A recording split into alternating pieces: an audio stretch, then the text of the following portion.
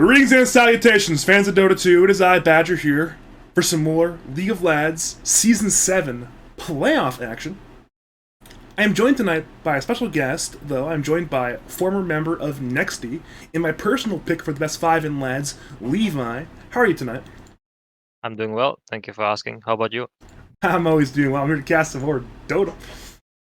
But we are here, though, for Clankers and the Guamments, who are 8 and 6, taking on Roll Swap, who are 7 and 7. Both teams have made it one round into the playoffs. Looking at the stakes, though, it is obvious. Win, and you play Apes Imps. You lose, and you are eliminated. Looking over at the actual draft, though, we have a Dark Willow ban, Abaddon ban, Bristle ban, Wyvern ban, and we're opening up with an AA pick. Very standard meta support, that's for damn sure. Yeah, I think AA is like pretty good in this patch, because you can lock down of like their picks like DK, or like if they get like tanky heroes, they gonna die from the AA blast. So AA pick is pretty good. It's pretty solid support for sure. It's one of those heroes where we've been seeing a lot of Ancient Apparition for the last like 4 months. This is not a new hero. We're all used to Ancient Apparition. This is same old story. First pick Voice Spirit, interesting. That's actually a little more interesting. Do you know what the roles are for Roll Swap? Okay, so we have Ravioli playing 5, Pattern playing 3, and Logical playing carry, which means foreplay will be mid, and Remedy will be 4. So that'll be interesting. Yeah. I want to say foreplay is a big Void Spirit player, which might explain why they wanted to get his hero out of the way now. It's actually so hard sometimes to analyze what Roll Swap does because they just play different roles every game. Yeah. Is the foreplay is the name 7, right? I believe so, yeah. Alright. It should be like properly tagged up once we actually get into the game, but sometimes during the draft you get some weird names. Yeah.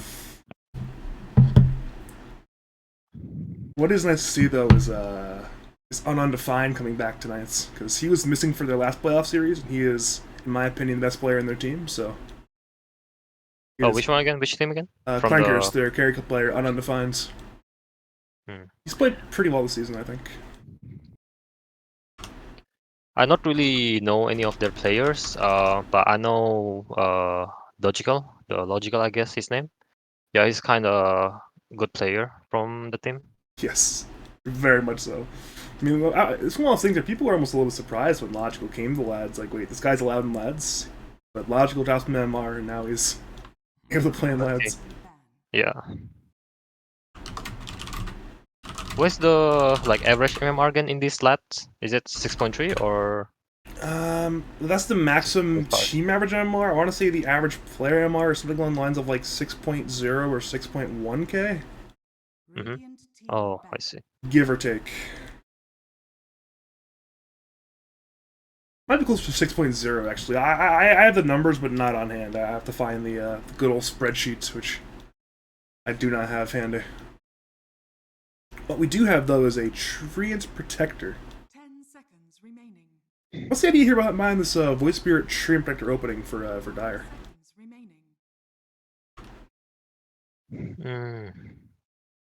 I think they're going to they pick a trend is because they can flex it, I will say. And then Void Spirit probably I haven't watched their game yet, but probably they're going to swap flex again, flex pick as a position, maybe off lane or mid, probably. So the idea there behind the roll swap draft currently is to make it as ambiguous as possible, make Clankers and the Guamments question what's going on, like, hey, where are these heroes going? And then, of course, on the flip side, we have the Axe, who has been traditionally an offlane hero, but in this current patch that we have, has become the new meta carry. So, yep. Of course, that one too is ambiguous now. Yeah, and then if they put X carry, right, laning with AA is kind of okay because, like, X can call and then AA can cool fit, so it's kind of like working together, I guess. It's not like bad lane, let's say. It seems like most offlaners have a rough time leaning into that as well. Where I thought a lot of damage there with the call, cold feet, chilling touch, spins, battle hunger. That's hard to lane into. Yeah. Speaking of obnoxious quantities of damage, though, we have Hoodwink, who is a very fun and balanced Dota 2 hero. Yeah, this hero is like getting picked a lot, like in pubs or in any like tournaments. Because this hero can do a lot of things like shockwave. You have damage, you can break, you know. So it's pretty important, you know. A lot of people want to pick this hero, the Hoodwink. Especially against a hero like Axe, where if you just allow him to have the shard and have the spin, it'll do a lot of damage in team fights. You can just break him from what, like 3,000 range away. Nice, useful tool. Dire team pick. All right, then it is Luna. Off lane. What is stopping Rollswap from just picking Terrorblade right now?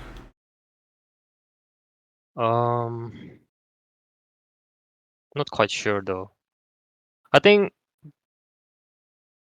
Hebe is okay from the roll swap because you have the Trian's ulti. I would say I don't know what its name called, the ulti. Overgrowth. Overgrowth. There you go. So like if you can pick a TB here, it's okay because they have a Hoodwink that can stun and Overgrowth. So TB is the hero that like to hit the people, the hero, that can't really. There's not mobility, you know. Like That's Axe true, is yeah. like if you stun him, he can just kill him, you know, from TB. Especially But with they're meta not too, you're definitely outranging the Axe there. Yeah. We have a Gyro instead, though, which is, speaking of heroes that are in vogue and meta right now, it's Gyrocopter. What's your thoughts on this new Gyro build we've been seeing a lot with the Flat Cannon stats build? I think this build is pretty. I would say like OP though because like it gives you like farms like super fast. Since like this patch is like a lot of support also prioritize stacking the camp, you know. That's why it's also like you know he can abuse the stacking camps ability, something like that.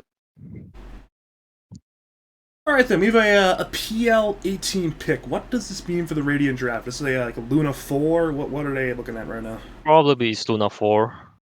But I don't think Luna 4 is good because I think last patch they already removed the cast range for 350 at level 15, the talent tree, the cast range.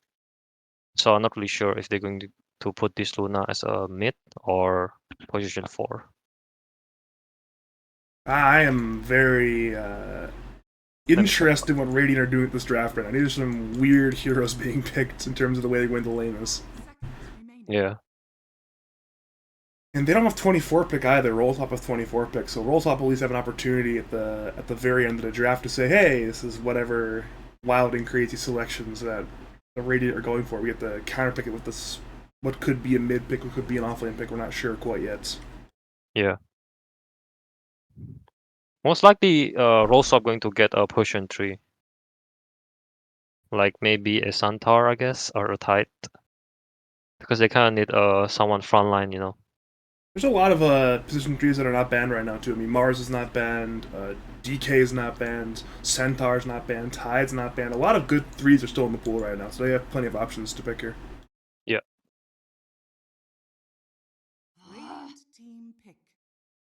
And on the flip side, Rollswap think that Clankers and the Guamments want a mid, which is fair. So they are assuming, as we are, it's probably going to end up being a Luna 4. But as you mentioned, there's a lot of potential problems this game with the Luna 4, so we'll have to see how that ends up laning. Into this, what could be... Is it Gyro Tree safe lane for Dire? Gyro tree. Or is it Gyro Hoodwink? Gyro tree. Okay, Gyro Tree. Necro. Okay, Interesting. interesting indeed. I don't like this draft at all. What are your thoughts on this Radiant draft? These, I don't know. It's kind of greedy though. Incredibly. Like I don't think they have any like hard CC on Radiant, you know. You have a call, yes, and you have a Lucent Beam, but it's not really a long CC. I was gonna say, when you're mentioning Lucent Beam as your crowd control, you're in a bad situation. Yeah. Like I think Radiant kind of have a hard time to catch the Void Spirit.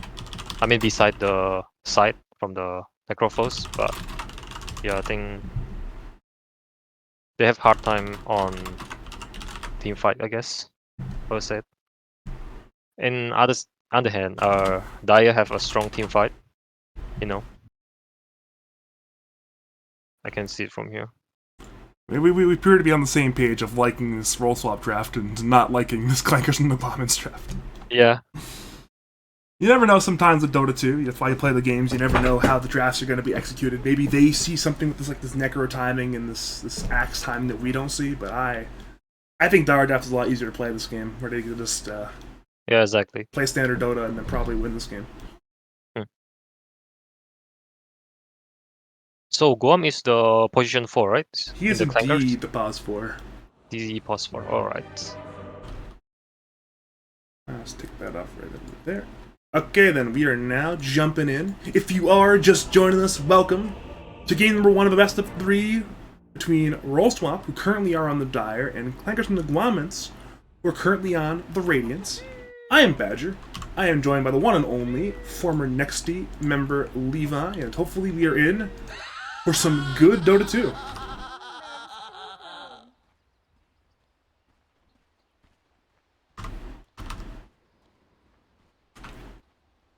Apparently, they're all chatting about all the voice lines that Foreplay is using right now. He's using multiple teams' voice lines. It's $20 per team used. Yeah. Mind game also kind of important, you know. You have to beat their minds first, you know, mentality. So Lost in the woods, are ya? make the game easier. It's $40 invested per player for mind games. It's the OG classic. Yeah. Even Dire are saying in the all chat, Guam Luna Lamau. Oh god. I am really concerned for this Luna pick. It's one of those things where, I mean, I talk with Guam a good bit, because we're friends outside of lads. And he's been talking about this Luna 4 for months. Like, Luna 4, Luna 4, Luna 4, and I'm like, this is a bad idea, this is not good. And lo and behold, it's Luna 4, and Elimination Series, last playoffs. Right? Yeah, we are seeing, will end up being actually 3 runes, 4 rolls up it appears. They got both the ones at the river, and they will grab the one at their own tri-camp as well, so good play there by the Dire to grab that 3rd rune. Gives them a nice little small advantage for the time being, and Yeah. should be interesting to see how these lanes end up going. These feel like relatively weird lanes, but I guess that happens when you have relatively weird hero selections.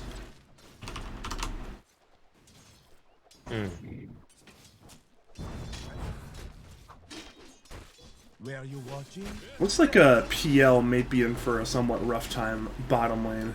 They're already all chatting at the lines in celebration of the 9 creeps. Top lane, though, appears to be where the more fun is happening. Lucent Beam is there on logical. He's taking a good bit of damage, actually, but seems to be A-okay for now. They will turn to Ravioli, but that man is very tanky for now.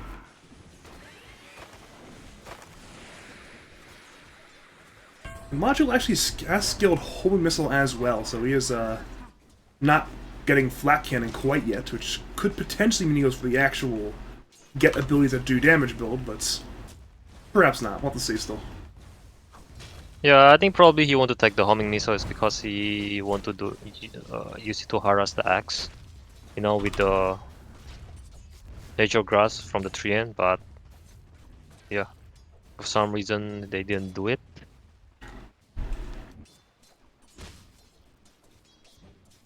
And he's still holding onto the skill point as well on the gyro, so we still don't know yet what he's doing. He's literally at the skill point unused. Maybe he doesn't know quite yet what he's doing. Still thinking about it. I think he's like, yeah, thinking about it. Like, he don't want to take the flag cannon because right now the lane's like push over here, so push. So they want to like kind of like bring the lane back here, I guess. Yeah, the Treant having a hard time. Like, he can't even pull because the small can got blocked. Oh, never mind, it's not blocked. Oh, it's not blocked. We're seeing a bit of a dive under this tower, though, for Logical. Flat Cannon is now skilled, but Clankers is running up with those spins. He needs to hit another one, though. Clankers is now on there. Lucent Beam is there on Ravioli. Clankers is quite low, but will escape. Nature's Grasp is on cooldown for 9 seconds, so there is no First Blood quite yet, despite both cores from the top lane getting very, very low. Yeah. Ooh. It's a good South cancel from Guam there. Yep. That's a huge HP differential, too. There's a salve on Tree, but they're running it Logical right now. They're looking for the spins. Nature's Grasp is there. Logical is low. Guam is low. Missile's there. Onto the Axe. They now turn with Beam onto Logical. The Clankers will die first blood. Can Guam find Logical? The answer appears to be no. And it will be no. First blood is simply there in the gyro. Very clean.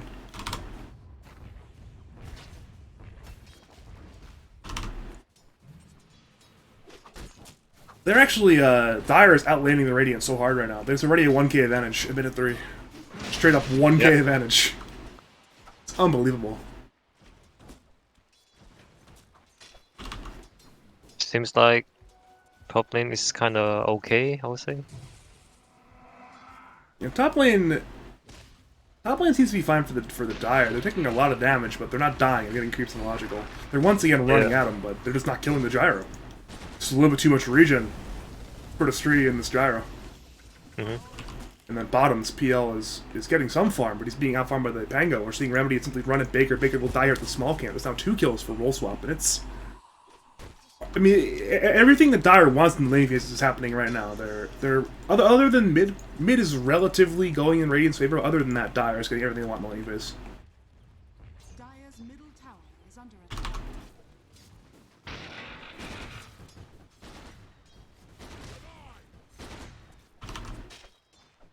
If you're Radiant at this point, do you begin to like think about rotating a hero around the map, or do you continue this 2-1-2 setup? I will continue the 2-1-2 setup for now because like neither of the support have any like hit their power spike yet, you know. Like Luna's still level 3 and you don't really can't redo much, and AA is like, I don't know, like you have to wait until level 6 to be this hero to be useful, like I say. That seems like a slight problem then. A is being run at by Pattern, not quite enough damage. Chill Crash is up. They now turn to the PL. PL simply will walk away, will be A-OK and survive for the time being. Both teams will regen off the damage. No harm, no foul. We're seeing Guam is in a little bit of a D-Ward war with Ravioli. It is now Radiant who have unblocked the hard camp once again. Now turn to Clankers, but he is an Axe. He will be a little bit too tanky to die for the time being, with spells being on cooldown.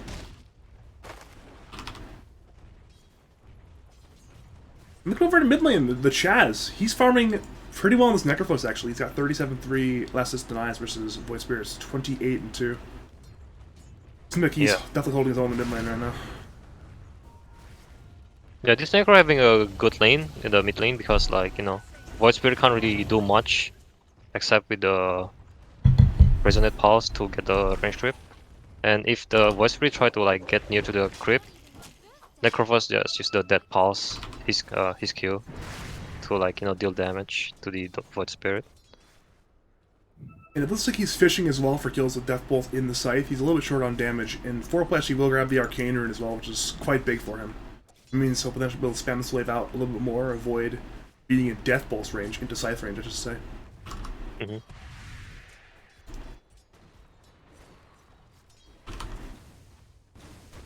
Looking over at the jungle, there is actually, I think, 0 stacks for either team right now. I'm looking around, but I don't see a single stack being made. Just almost seems a little surprising given the heroes in both teams right now. For the Dire, it's kind of hard for 3 and 2 stack because like his movement speed is kind of slow, I would say. And then like if he left the Gyro solo, it's like he probably get harassed hard by the Axe or and the Luna, so it's kind of like need to babysit this Gyrocopter. And Gyro appears to not yet be ready to leave the lane, though he does have that 3 points from Flat Cannon and a point in stats. I'm sure he can leave the lane relatively soon, if he wants to. Yeah. I mean, you don't really need to get off the lane, because like since they don't have any stack, and then he kind of have a good CS, I would say. So I think he can go to jungle like kinda, I don't know, soon, maybe in minute 10 or something. But right now he's having a good time, and the X I go to jungle over here,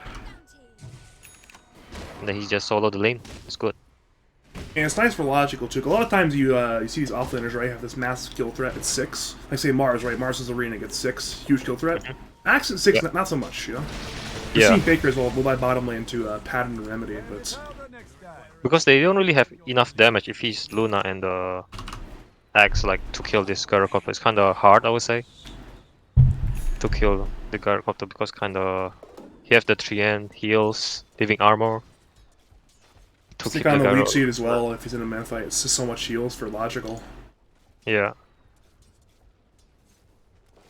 Seems like Rolltopper is playing very smart Dota right now. I'm impressed with the way they're playing right now.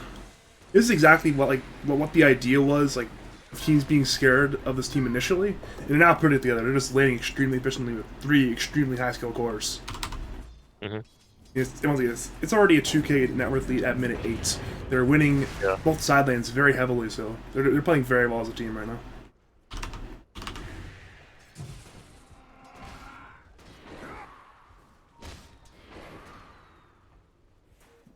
Mid lane, we're seeing a bit of a play going on. Pattern is rotating in there with that Rolling Thunder. We'll go to the Chaz. Necro is stunned. He rolls once again into Remnant as well. Necro is low, but has spells. Will Ghost Shroud. Will Death Pulse. Has Wand still. Will use it. They're still running for that man though. Resonant Pulse is there. Swashbuckle is there. The Chaz goes down. And the one bright spot for Clankers and the Guamments, that Necrophos, who was winning the mid lane, is now in the grave. Loses a lot of gold, and that's a huge kill there for roll swap. Radiant's middle tower is under attack.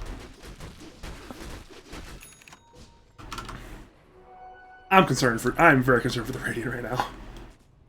Yeah, they put them in the awkward position right now. Like their support is like can't really do anything to this, like to punish their core or something. Maybe, like, once the support gets a few more levels, maybe the A gets 6, Yeah. Luna gets 6, maybe they can make like a smoke play at the ultimates or something and go for some kind of crazy play, but Yeah. even then, Clankers has no blink for literally an entire blink worth of gold, so it's going to be a little bit longer until they have an actual teamfight jumper.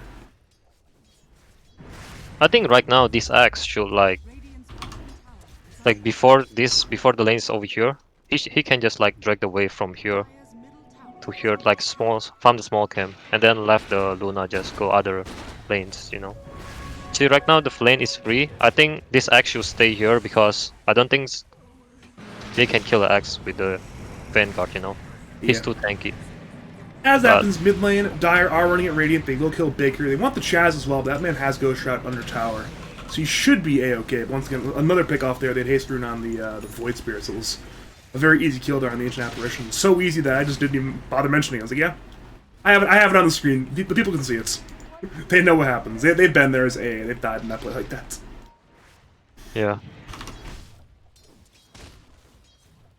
You're mentioning a lot about the possible axe tracking creeps. That'd be a smart play from this point because he's pretty underfarmed. But if he can grab, say, small camp plus either hard camp or even into this sort of Yeah. triangle here, that would be pretty huge for him. But right now he simply might be a little bit too scared there. I mean, it's only Boots Vanguard Magic Stick, so he's not the most survivable hero in the game. Perhaps with the Vanguard he can play with a little more manliness, but Radiant's we are seeing Logical has once again returned to the top lane. He is holding that tier 1 tower still. Like a lot of carries, they leave the lane early, but he is still staying. He wants to make sure Axe's game is very sad, and he's doing that very well. Yeah, I mean, like, the axe should not be scared, you know, like, he can just drag the creep from this tower behind here to, like, the camp that, like, what you said, you know. Alright, Call Down is there on Clankers. They bring in the Nature's Grasp. Call is there to give a little bit of armor for Clankers. Now Logical runs at Baker. Baker is a little TP, and I believe the Luna. That's a Necro, never mind. Axe, though, is now in the run. Scythe is there on Logical, perhaps. If they want to use it, they can. Meanwhile, Simulate is there on Axe. Clankers is low. Will go down quite soon. Scythe is there on Gyro. Gyro is dead. But so is Clankers. The 1-for-1 trade overall. They now turn to Ravioli. They have Eclipse now on Guam. Got the 6 there from the kill onto Logical. And they will look to slow the tree there with that Ghost Shroud. Ice Blast is there. Hits on Ravioli. Lucent Beam will get the kill there. It ends up being a 2-for-1 trade. in favor of the Radiant. Pattern though has arrived, has that Rolling Thunder, uses it on the Chaz and Guam, moves to Baker, about to kill there on the A perhaps. Remnant is there on, and if she misses on A thanks to the Rolling Thunder, Eclipse now is there, Baker is low, Baker goes down. They want to get Foreplay, but Foreplay has to simulate up on the cliff. Now Pattern moves to Guam, both of them are low, Pattern has stick, looks for Guam, Chaz is there, Clankers has respawned into the fight, Hunger is there onto Pattern. They want this man, they're running on, they're slowing him, but he's not buckles away to the tower area.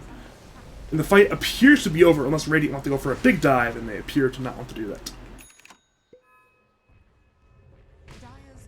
Oh, they're TPing in tree, actually. They're not done. They still want to defend this. Yeah.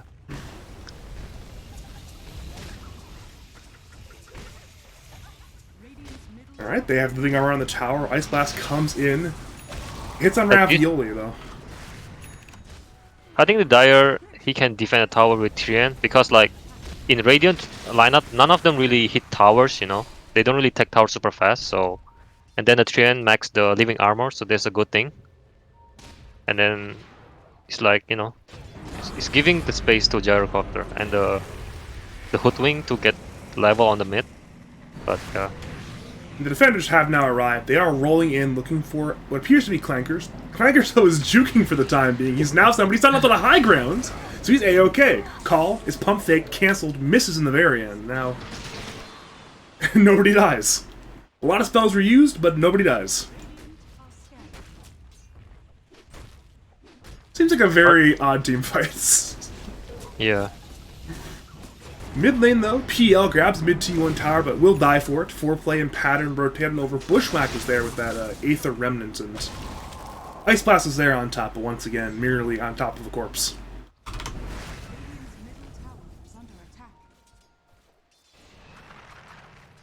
Alright, I'm now once again returning to top T1 siege, it's just never occurring. Mid lane instead, though, Call is there in the foreplay.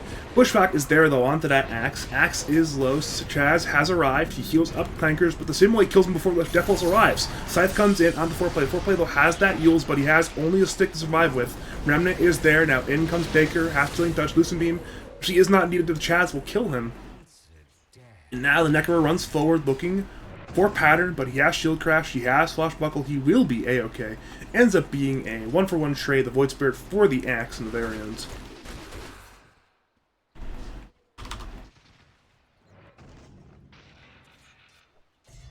It's a very, it seems like a very casual game for Roll Swap, where their Gyro's just hitting creeps, and they're just not stopping him right now. Yeah, because they, you know, their team is like kinda giving a lot of space to this Gyro because like most their lineup is like fighting lineup, you know.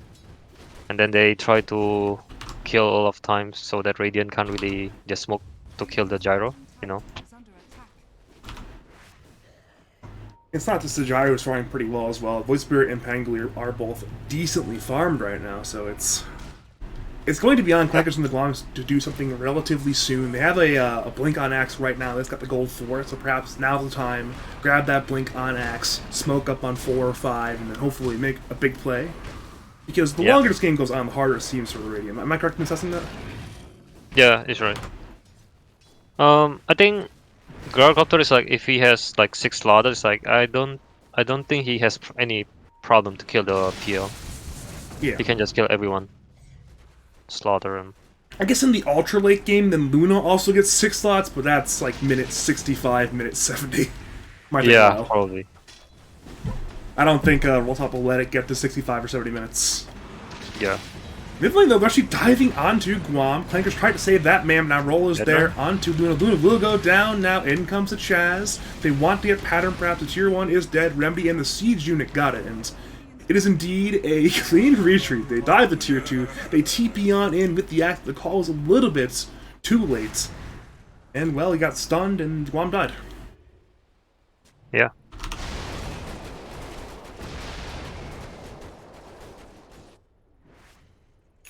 Let's see here. The mid T1 is dead now for Radiant. Dire are slowly getting this bottom tier 1 as well, but the Axe now is Blink. They did, though, reveal the Blink timing on the mid-wave, though, in that failed attempt to rescue the one and only Guam. Yeah. So I feel like they should start fighting, you know, the Axe, like they should smoke with the Luna and the AA because like he already has blink, and I don't think hitting jungle creep going to make them win the game. I guess. Yeah, it's one of those things where they're picking up key items. They can potentially go with Diffusal, Blink Axe.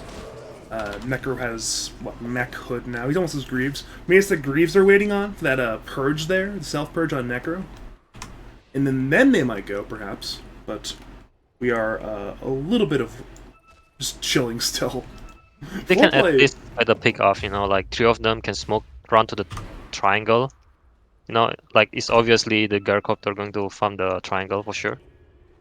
But yeah.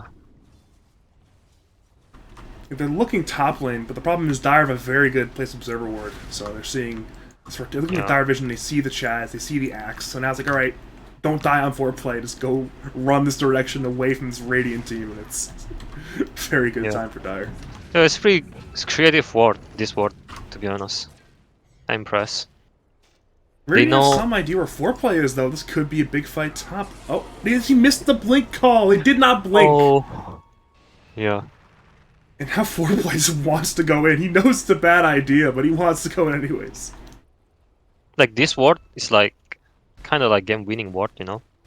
He And then dodges the train just D-ward, like on the yeah. top. Just defend this tower. It's already like been like 5 minutes. They can't even get this top tower. They will now try, though, with the kill on the Tree and Protector. Calling Blade is there. Call down is now in on 3. Foreplay comes on in, finds Guam, kills Guam. They now move to Clankers, who is stunned by Holy Missile Step. Astral Step is there, onto the Chaz. Ice Blast comes in, misses. They roll, though, looking for Clankers. Can they hit him? Yes, they will. Logical is there. Acorn Shot is there. Clankers goes down over to the Chaz, though. He will run away. So it ends up being a 2-for-1 trade in favor of the Dire, and Dire will once again continue to hold the top tier 1 tower. It's a minute 19, and the T1 is basically full HP. They have been healing the tier 1 tower with constant living armor. It just seems like it's not going to die today. It is an immortal tower. Yeah, there are no like none of their lineup really hit towers. That's why like the Treants like maxing this living armor to defend armor or to defend the tower. It's a good choice, I'd say. Like that's been the story of the game: is Dire makes good choices and Radiant have made bad choices. And now we are here at a 7k net worth lead at minute 19 because Dire have made much better choices. Yeah, I mean like when the Axe have a dagger, right? They should smoke like 3 of them, Luna and AA, just run to the enemy triangle. Like Gyrocopter going to farm there for sure. If they already saw like Void Spirit like playing top, and then the Treants, you know. Right now the Dire is like when the Gyrocopter is like farming the triangle, it's like they're playing away from the Gyro, so it's obviously the Gyrocopter going to play alone, you know. And then they have Ice Blast, like for sure they can kill the Gyrocopter, and the Axe Call, and the Blink. It's been interesting. I noticed Logical did this on Nagasire when he played Naga as well. He's been like rotating not only to the tri-camp, but like almost like going back and forth constantly, just to dodge movements. Where he's going to the tri-camp, through the jungle, top lane, back to tri-camp. So it's like it's almost hard to know exactly where he's going to be. Where like if I were playing this Gyro, I'd be like right in this circle, probably getting killed by Smoke King. But Logical's better at Dota than me, so that's not too much of a shock. Dire's bottom tower It's like I think what this Gyrocopter tried to do is like he tried to mirror the enemy movement, you know. If like the enemy is playing top, he's playing bot.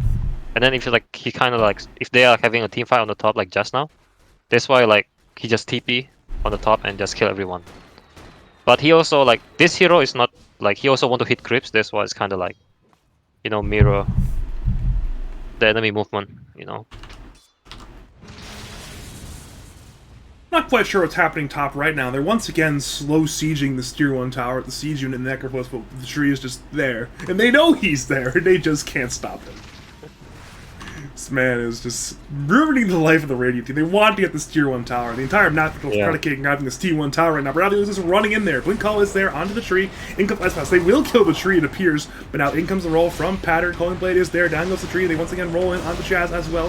Chaz is low, Clankers is low, Bushback is there, down goes Axe. They move to Necro, who is in Ghost Shroud, and they move to Baker as well. In comes Eclipse, in comes Tripper, hits onto Necro. Scythe comes in, down goes Logical, but so does Baker. They now move to Guam, in comes Bushback, down goes Luna. They want to look for the Chaz, but he dukes away in the trees. It ends up being a 3 for 2, but Radiance, importantly, get the Gyro.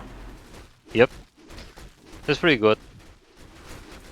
Able to kill the gyrocopter. And then in the other hand, the PL is like farming, hitting creeps. It's good. You know, it's a good trade, I would say. It's one of those things where if Peel doesn't have to fight, and then the fight is pretty much won anyways, Peel's a very, very happy carry right now. Yeah. Gets to not contribute and still win the fights. Now this is interesting. Necro's decided to go for a very early Aghanim shard. What's your thoughts on him buying this shard on Necro very early? Let me. I think is he getting this shard is kind of okay, I would say, because like you can, I mean, he can deal more damage since like they kind of don't really have enough damage since they 4v5 most of the time, you know. He makes him ethereal as well, so I guess he gives a disarm on the gyro until he has like either Satanic or BKB. Yes, Satanic he's currently building, but he's not there yet for another, what is that, like 1,500, 2,000 gold? A little more than that, actually. There's still a little bit of time until this gyro has a means to actually get rid of this effective disarm through the ethereal form. It's not like Radiant are doing physical damage to the gyro anyways. Yeah. It's like, you know, Lucent Beam Eclipse, Vortex, Ice Blast, Necroscythe, etc. So it makes sense to do that. Bottom lane though, Guam may be in danger. They do see him. Tree is there. He has Leech Seed. The roll is used by pattern. In comes logical. In comes foreplay. Down goes Guam. You know what? We're calling when the space created. He has tanked the 4-man gank. Maybe shouldn't have been there in the first place, but you know, that's Dota 2 for you sometimes.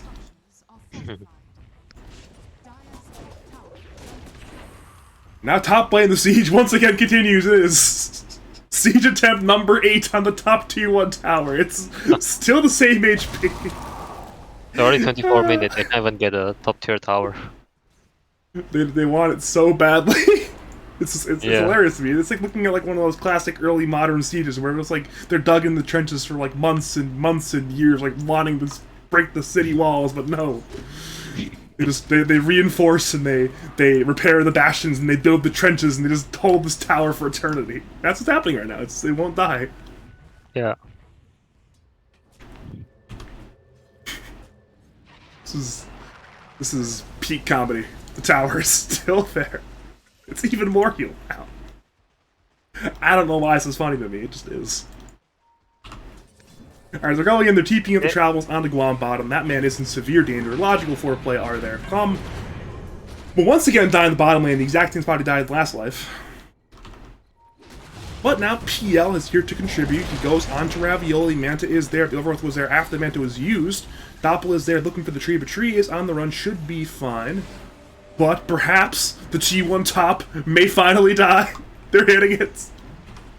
They want it. They should have fight this tower, right? Can they fight the Dire? I think they can fight. They want to, but the tower, it is at minute 25, they have done it! They're losing damage on their tier 3 bottom, but they've killed the T1 top.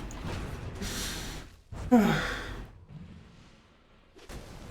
looking over at the logical check, he is at Satanic now, so that is 3.5 items on Gyro versus not that on literally every other hero in the game. Yeah. Can they rush? Slowly. They have a sustain for it, it just might take a little bit of time, and there's always Vortex from Baker, so it's hard to get there sneakily.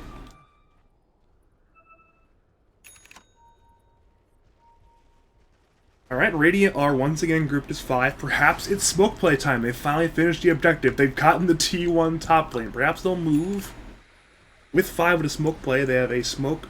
Correction, they have 3 smokes on the Luna, so they can definitely smoke if they want to. They called on the Plankers instead. They step on into the Axe. Axe is in danger. Axe will go down. They now move. Never mind, PL jukes away with that doppelganger, so it is only a kill on the Axe, but that is a nice kill for Dire to get, because now Dire can just walk and throw a Trumpet, and there's no blink call to stop them. Yeah. I kind of feel like this Axe should not die over here. Like, he can just, you know, when he saw the gyrocopter over here, I guess. I'm not sure if the gyrocopter was in smoke or not. or no? I don't think Is he he- was, but I think maybe No, right? maybe he's like, all right, maybe he can logicals alone or something, but he just wasn't. He had the entire team backing him up there. Yeah. I mean, he's the only one initiation, to initiate, so kind of hard to set like his team going to back him up. Middle tower is under attack. He's the one. I think actual like just hide, like not showing the map. Just let the Necrophos to show or anyone show, and he can just counter attack. I would say. Well, it is Aegis time. There's a bit over 4.5 minutes still on it, so they have a good amount of time to potentially grab a lot of map control. This top T2, this mid T2, both are probably in severe danger in the coming minutes. I'd be very shocked if they're standing 5 minutes from now when the Aegis either expires or is gone. Dire's bottom Radiant, though, will grab that bottom tier 1 tower in the interim before the fight, getting a little bit more gold for their team, though it does give Dire a glyph for the upcoming tier 2 sieges. Radiant's top tower is under attack. And it begins. Ice Blast will hit on 2, but the tower is still down to half HP already. And Radiant appear to want nothing to do with the defense. They are pushing in the mid wave, they're pushing in the bot wave. They are not top.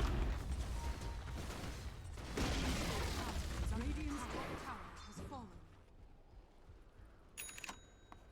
And Dire retreat as well. They do not want to stay around in the area. They know their waves are not in a good spot. This mid wave is hitting the T2 tower. This bot wave is coming into the Tier 2 tower. And they appear to be looking for one of those pushing heroes, but Clankers Giants have done a good job of dodging said movements. Only PL is still here, and he's now walking away, so that is a lot of time being bought on the Aegis timer. That is now down to 6:20. That's 3.5 minutes left now on the Aegis timer. It's slowly ticking down. They're buying more and more time, potentially saving a tower, whether it be a tier 2 mid or a tier 3 high grounds. Not quite sure yet, but still.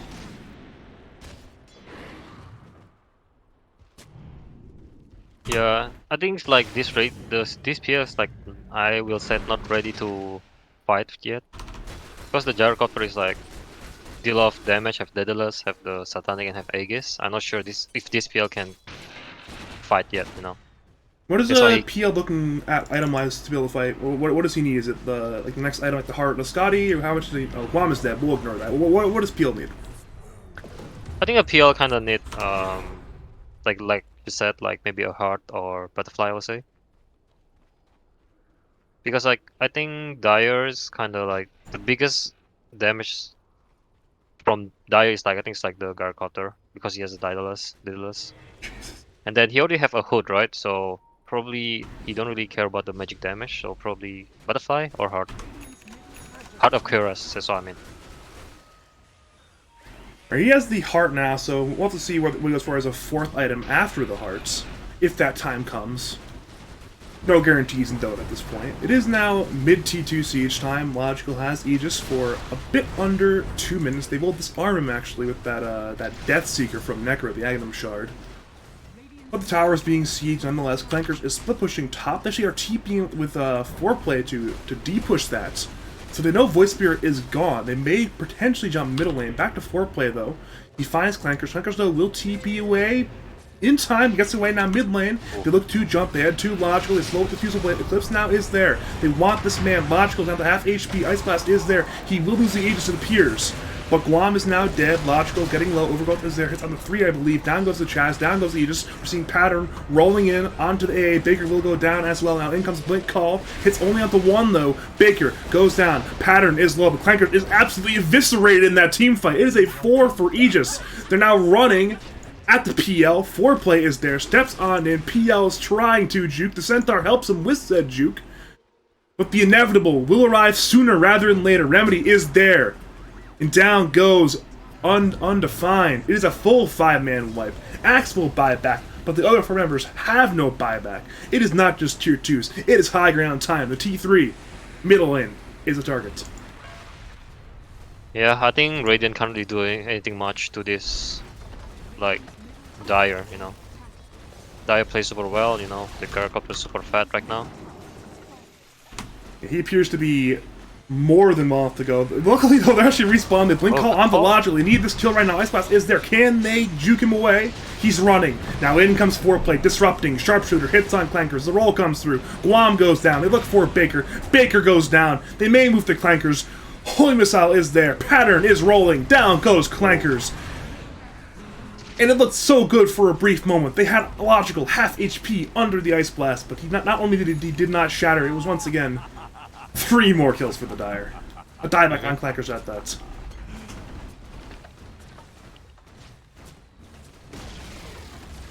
At this point, do Radiant have any hope left? They're going to be down 2 sets of buildings, or is this just hoping that Dire make a misplay?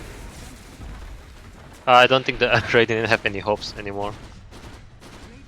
Like, they can't even kill any one of them like, in their team. It's kind of hard. Unless the Axe like do like, you know, 3-man call or like 4-man call. Maybe they have chance to like come back, I would say.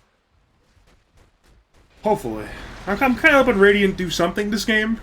It feels like they've failed to launch. You know, they've been stuck in park the entire game, unable to do anything. I mean, they have 6 kills in 33 minutes. That's never a good sign. Yeah. I mean, like, kind of. How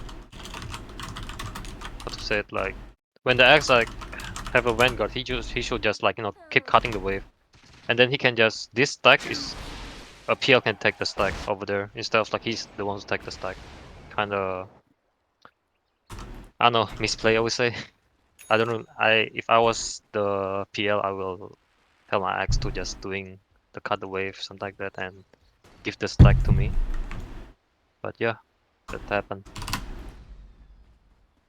And that might be the point they're at now, where it's just discussing their mistakes and getting ready for game 2. Because, you know, it is best of 3. They have one more game to play with, of course, if you are a Clankers and the Guamments fan. But at this point, I mean, it's going to take a bit of a miracle to hold high ground. Dire are once again pushing in their ways. They have the 2 lanes of barracks already. It is mid and bottom lane, so they have a pretty obvious target. That is this top lane of racks for Megas. They could potentially wait for the second Roshan, which could be a lot anywhere from the minute to 4 minutes from now, but I don't think they have to wait, do they? I think wait is wait for the second rush is better, you know. So Dang. you like throw if the Dire throw a little bit, like you don't really lose the game, you know. Alright, they've smoked as 4. Let's see what they're up to. They're now running on the base with the Axe. Never mind, they're back in their base again, doing nothing. Sitting behind PL, hoping that the Dire jump PL. Or perhaps not. Okay. They're playing very timidly for... Okay, there it is. Blink calls there onto Pattern. In comes Ice Blast. Can they kill Pangolier? He will swashbuckle away now. In comes Acorn Shot and Bushwhack. Eclipse is there, but it's doing only damage to Ravioli. The roll comes on through, stunning up onto Clankers. Pattern will roll away. Foreplay comes on in, steps out. Damages Clankers. Forces out his BKB. And then Dire escapes. So that's a BKB forced on Axe. That is his 8-second BKB. And I guess Dire lose some HP and mana, but they seem fine with that, I think. Yeah, Luna don't have any Eclipse anymore. You have to wait for another 2 minutes, I guess. We may not have 2 more minutes at the rate this is going. I guess if Radiant sit in their base and just don't leave the high ground, just stick behind the wave, we can turn this game to like maybe 4 or 5 more minutes. But Foreplay does not care. He wants to go in. His team apparently doesn't want to join him. They're all, you know, hitting Tricamp, hitting other Tricamp, but Foreplay wants to end this game. He is done. He wants to go game 2. He wants to have a date with the Ape Simps at this point, as it appears.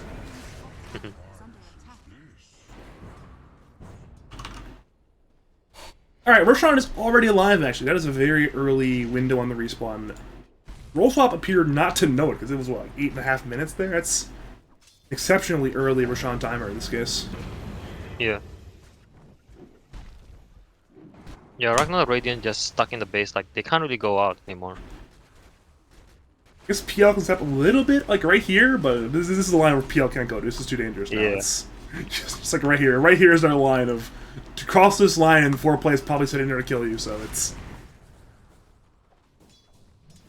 They're bleeding. They are not only already bleeding. They're hemorrhaging to death. They need some kind of severe triage or something at this point to just like staple close the wounds, or this game is going to be over in like 3 minutes. Yeah. And for rolls off, it was a beautifully executed game as well. And this is Yeah, their lineup's pretty good. Solid, you know. Most of their hero like can do a lot of jobs. So yeah.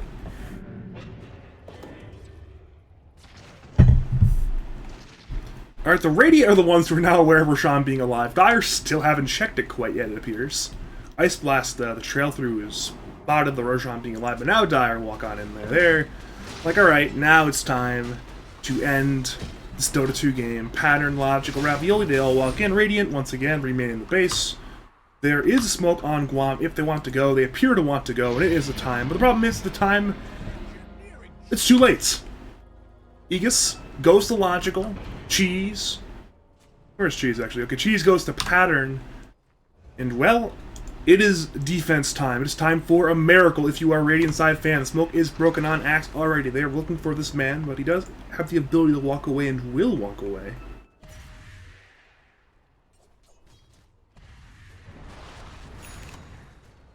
Alright then. It is walking out the high ground time. DD is there on that Void Spirit. Call down, comes out, Logical's hitting that tower already. It's already down to half HP. Already down to 1/3 HP even. It's just melting. They will use the spear there on the gyrocopter, but the tower, it is forfeit. They go on in, the blink call onto Logical. He has that Aegis, it will now get popped. Now it's time for let number 2. Foreplay steps on in, finds Necker, but Necker has that ghost shroud. Now Foreplay has Cheese, still has BKB, gets the sight, she will go down. No BKB, no Cheese from Foreplay. Problem is Logical is hitting the buildings, Rangerak's dead, BKB used, they look for Logical, BKB's over, Pattern rolls on in, they want this man. Foreplay buys back, down goes Guam, down goes Clankers, they look for the Chaz, and undefined, Baker dies, Chaz dies, undefined dies, there's 2 buybacks, but this defense, it is an utter incomplete disaster, what we expected. There's 2 defenders. But it's full on megas for the Dire. And we are at Probably the tail end of this game. It's a GG, I guess. It's GG time, yeah. It's there is no more Dota at this point to be played for Radiance. Yeah. Like no one can deal with this gyrocopter, to be honest. Alright, they want to hold somehow. They want Pack on the Axe again. Maybe they're waiting for the Luna to respawn in 13 for one last team fight. I guess here we go. Luna's up in 5. And Logical actually has no mana. Radiant's middle tower has fallen. Alright, Bushwhack's there. Onto PL. And... okay. Oh, Logical Cheese. Alright, we're good to go. I was getting scared they're going to fully retreat. But now step on in to Guam. Dissimulate is there. They want that man. Never mind. He steps away. Sharpshooter comes in. Will it hit? Yes, it will. Down goes Guam. He's dead 51 seconds. No buyback. There will be no clips in this fight. Call is there. On to Logical. Ice Blast as well. Clankers is low. Clankers goes down. Baker is low. Baker goes down to that swashbuckle. Once again, 3 more kills. In the defense. Alright, they finally call it. At long last, they give us all mercy. The GG is called.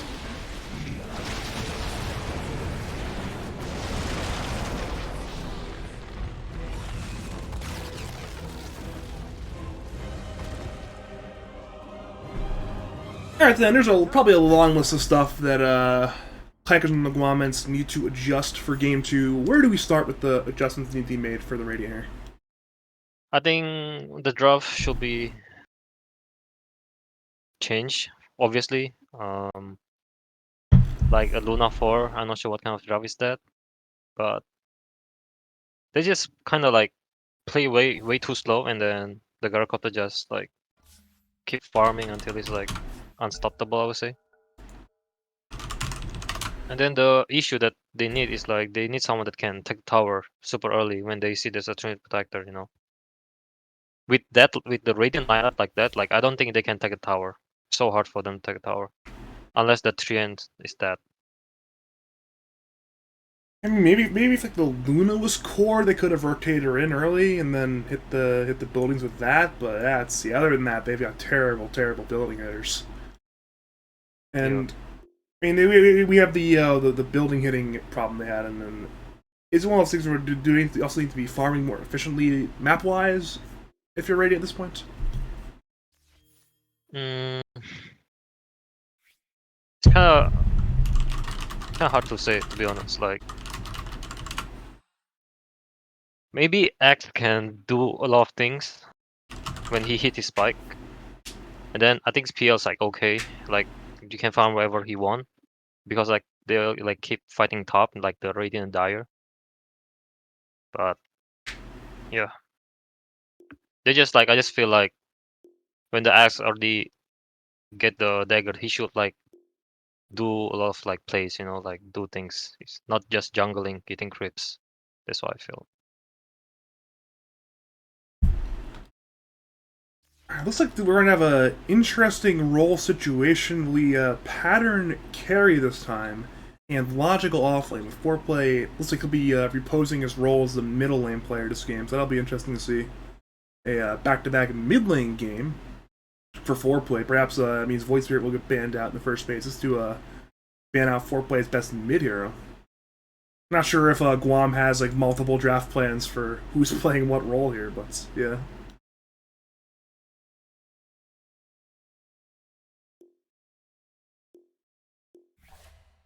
Oh, join the channel real fast.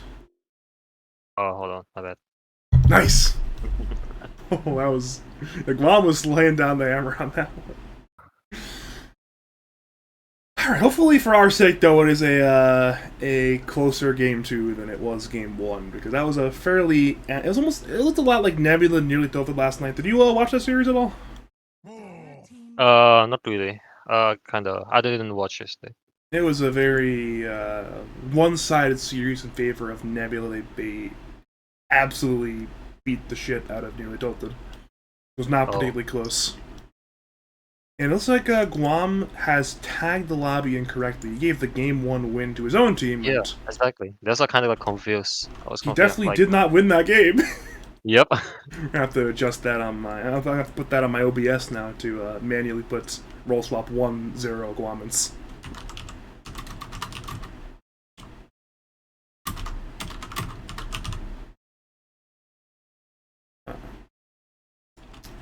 Okay, we're good to go. I put it on the top of my stream now because the head admin of the league cannot use a lobby properly. All as well. It's interesting. We have a swap inside, though. It is roll swap now playing on the Radiant side. Clankers and Guamments now playing on the Dire side. Looks like it'll be the exact reverse time. Clankers and Guamments played a Dire side 24 pick last game, and now they're playing. Wait. Correction. Roll swap played Dire side 24 pick, and now Clankers and Guamments are playing Dire side 24 pick. So it's interesting to see how both teams will adjust their drafts here. It's already a new opener. It is the Ravioli Abaddon, we are presuming, for the 5 roll. Makes a lot of sense here for them. Ravioli has played Abaddon pretty well so far in this league, so. A DK, huh? Well, that's at least solving a little bit of their problems for building push. That is a hero who can indeed hit buildings, Dragon Knights, but. Yeah.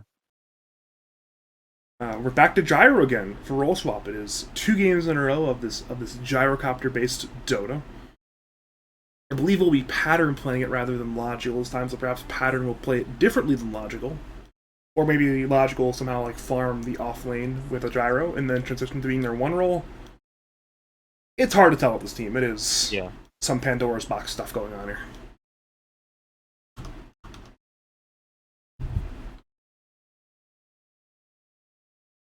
This could be a potential lane, though. If we're looking at a Gyro Abaddon versus DK Lion lane, what's like the ins and outs of that lane for both teams? I think DK Lion is like you have 2 stuns. You have disable, but if the roll swap have the Abaddon, it's like he can save someone with the Athletic Shield. So it's like kind of. I'm not sure why they want to first pick the DK when they see this Abaddon over there, but we'll see. Maybe they're going to put the DK mid. Yeah, it is a bit. I mean, they have 24 picks, so they can save their mid pick for 24 and then flex it either mid to off lane. But even then, though, like Abaddon's like entire thing is You look at these stun heroes who go to stun heroes, and then you put up the shield, and they're no longer stunning heroes for a little bit, because it purges everything pretty much. Exactly. You know, I'm still optimistic. That Clankers could turn this draft around. I'm sure they won't just get completely outdrafted 2 games in a row, right, Levi? Yeah. Right? Hopefully. Please. I'm not actually hopeful. I'm more desperate at this point. I just want a good game, too. Yeah. Hopefully, Clankers can, change a little bit of their draft, Like the first game they pick a Luna, and I'm not sure why they pick a Luna over there. But yeah. DK Lion is okay, I would say. Kind of a classic hero, I would say. It's not that. You can push, you can stun. Team fight is okay.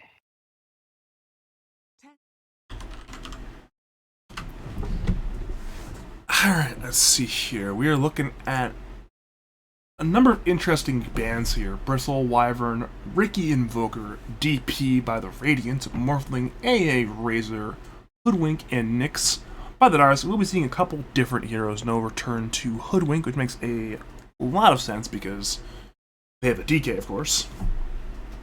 Yeah. It is once again, though, Invoker being banned out, so no Chaz. Actually, they're banning out a lot of the Chaz as heroes. He's been playing a lot of like Bristle, Invoker, DP, and well, ban Bristle, ban Invoker, ban DP. Make this man play new heroes, apparently.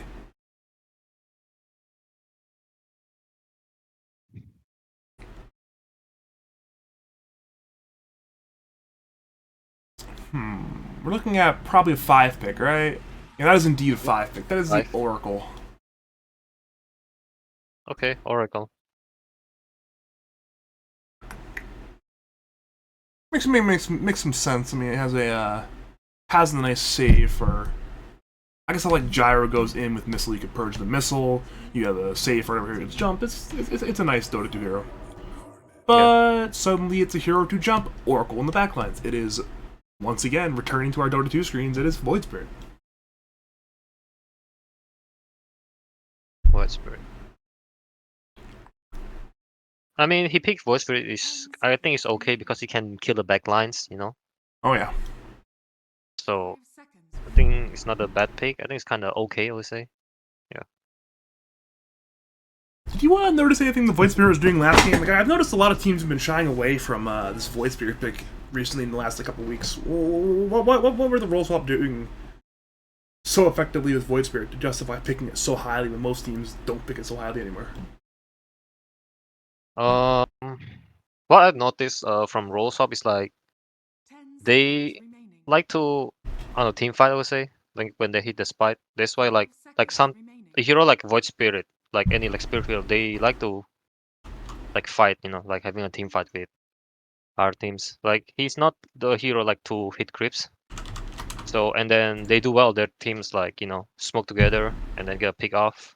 That's what Void Spirit do, So I think it's pretty working. The response though is the all classic Spirit on Spirit matchup. It is Ember Spirit. That's generally an Ember-sided lane, right? Oh, Monkey King. Well then. I guess the Void Spirit will not be going mid lane. They'll be laning the Monkey into the mid lane. It has to be either Ember mid or DK mid, I think, unless they put the Ember safe lane and DK off lane, which seems bad. So this is what is almost certainly going to end up being a Monkey mid situation. That's interesting. Yeah. Probably they put a Void Spirit in position 3, maybe. If any one of them play Void Spirit position 3, I'm not sure about that. In worst case scenario, too, they can always swap it back to mid and put the Monkey 3 if it's like, say they go DK off lane, Ember safe lane. They just put the Monkey off lane and then lane Monkey and whatever 4 they'll pick at 23 into Ember Oracle. That seems really good. Actually, is that good for them? Because Oracle can purge off the Jingu, right? I'm not quite sure about that though, because I don't really see a lot of like monkeys in pubs anymore. That's my problem. I haven't seen Monkey in like 6 months. Exactly. It's like I remember when they picked the tree, I was like, alright, I need to remember what trees' abilities are called. I haven't seen much tree in a while. I need to remember. Yeah, Okay, same. Overgrowth, Nature's Grass, Leech Seed, we're ready to go. I believe like Oracle can dispel the Jingu stack, I guess, but I'm not quite sure. But most likely, yeah. If memory serves, Jingu gets. Actually, I'm looking this up. I'm looking up if Jingu is purged by a basic dispel. I'm pretty sure it is. Let's go to. Maybe not. I'm not sure, to be honest. I'm gonna look this up so that way we have our answer. All right, it is. It is. Come on, Wiki, tell me, please.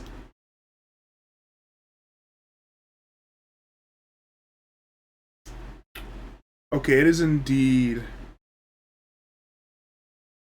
It is indeed purgeable, it appears, yeah. I believe that D means it is dispellable, therefore it can be purged off by the Fortune's End. That'll be a big deal. If it ends up being, for some reason, they go Ember, safe lane, Monkey off lane, into Oracle, then they can purge off the Jingu. And perhaps that's something a very good lane for Ember Oracle. Yeah. Clockwork. Alright. Maybe Monkey 3, I would say, over here. It's, We will it's see, looking like it, who's yeah. gonna- We may be onto something on this fine evening. Potentially. 10 seconds And now for Clankers and the Guamments, they've got one pick to put their draft together, and they 5 seconds remaining. have options. They've got a lot of options. What do you think they're gonna pick for their carry?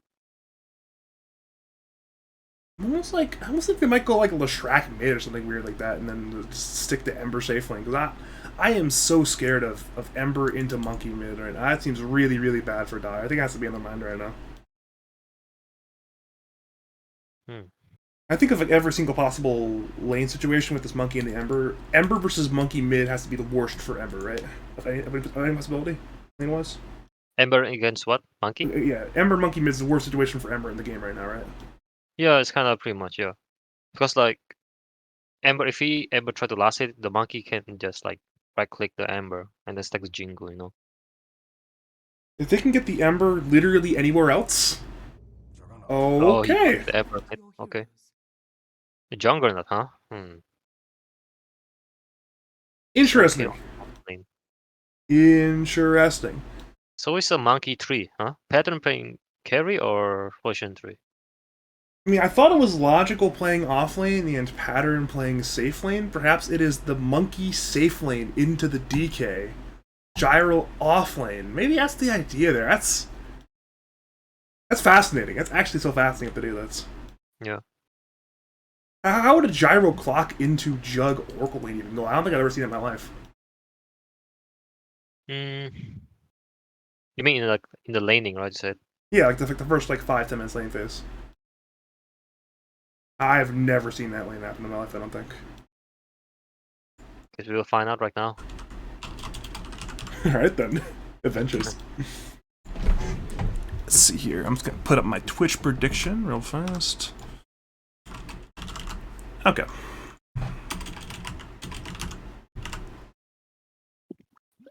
I'm looking at the overall drafts as a whole, though. Whose draft do you like better and why?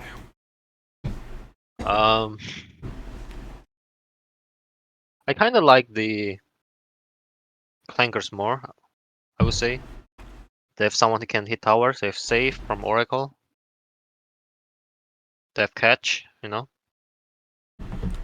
That's progress. I mean, those are all things they lacked in Yeah. last game, so at least they have a different. If they have a problem in their draft, it's a different problem, which is progress. They've solved one of their problems. But for the Radiant, their draft is not bad, but just like Dyer's more. Probably they have other plans, like why they draft like this. So yeah, we will see what happened, what they're gonna do. I'll agree with you on that one. I like the Star Draft. If you are just joining us, though, welcome to game number 2 of Clankers and the Guamments, taking on Roll Swap. I need to adjust my OBS. There it is. Roll Swap won game number 1 in pretty dominant fashion, and we are now going into game number 2. Guamments are taking it to the Radiant Jungle right away, but they are not finding any heroes quite yet. Monkey's a little bit too fast there with that with that mischief move speed with the courier, so 30 there is no fine for first blood quite yet. Yeah. Oh, he's actually not in Jingu anymore. Nah, he'll be fine. They're walking away now. They know. And they miss a stun on the stun. Abaddon. Shame. Shame.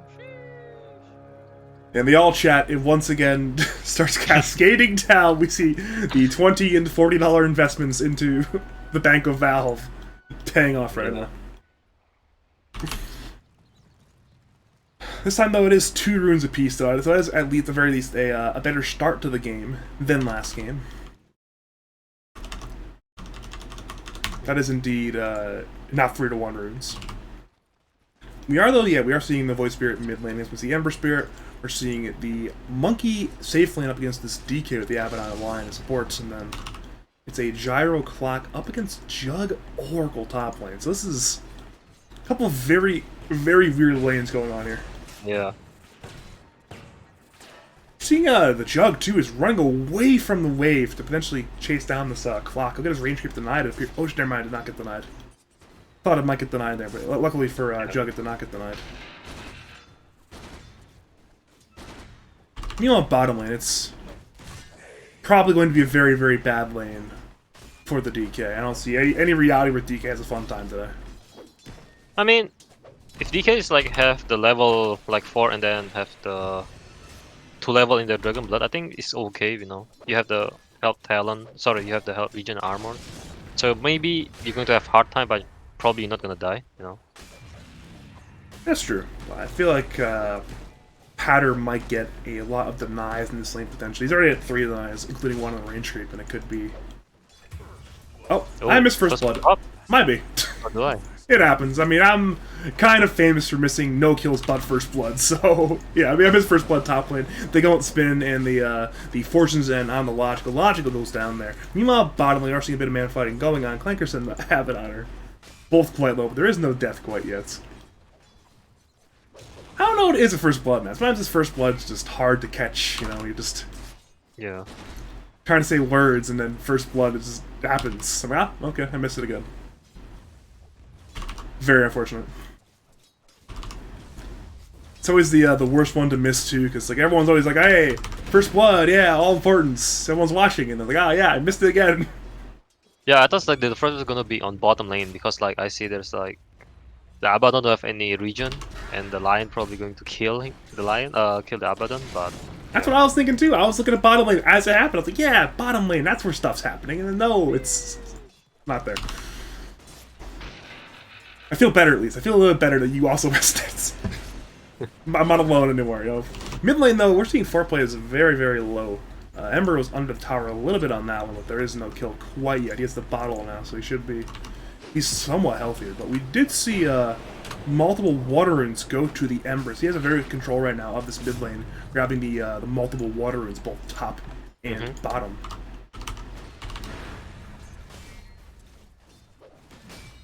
Well, bottom lane, the man fight once again continues. They're once again running at Clankers. Abaddon has a silence in 1, but cannot get that last hit, actually, so there's no silence there onto Clankers. They will not kill him quite yet. Balance Strike hits, but not on the DK, so there's no kill. Meanwhile, though, Jug is up to Jug stuff. He's attempting to contest this pull to the hard camp by the Radiant. Actually, will grab a good number of these creeps, both neutral and lane there.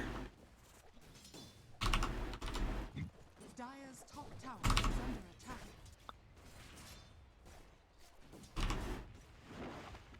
Alright then, we're seeing 4 players grabbing bounty runes aggressively. He is off grabbing the dire Tricamp bounty. It's a lot of interesting rune action on this fine day. We're seeing bottom lane though. Pattern is quite low. Ravioli's nearby the south for him though, so he will be fully healed there. That's a 5 doing his job, is buying a metric ton of salves. yeah. Like, you play 5. Are you sick of just buying salves for your carry every game at this point? Kinda. To be honest, I don't really care, you know, because like it's only, you know, this the what's patch. Like this the patch, like, you know, you buy a lot of like stuff to your carry. it's kind of frustrating. But if you're having like if you're not losing lane, this like it's fine, you know, because you're the only one who's like poor, but your carry's like rich. So I think it's a good trade. Sad day. The fluffy hat will have to wait for another day. Buy another salve for your carry. Unless you play like I don't know, like Warlock or Oracle, you know, you can heal your core, so you can. It's a free salve, I would say. You know. Seeing a three-man stun from the neutral centaur, actually resulting in a kill on Ravioli, it appears. They're running on the one more hit. The Nice. neutral centaur creep. Assisting heavily on that kill on the Abaddon. Abaddon will go down the bottom. Actually 2 kills. For Clankers and the Guamments. So a good start to this game. A much-needed good start. Certainly already a departure from last game, where this time they were up by more than 1k net worth already on the roll swap side. Now it's, you know, never mind, it's already almost 1k net worth leaving from these lane creeps. This is a sad tale. Yeah. It's like you just hope Clankers and the Guamments can do it. You hope they can, and they're just not doing it yet. But you know, the game's not over yet. We have plenty of Dota game ahead of us. We're seeing another fight bottom lane. Clankers though is on the run from that Jingu Mastery Monkey King. They move instead to Ravioli, but he's an Abaddon, another hero who is very difficult to deal with. Yeah.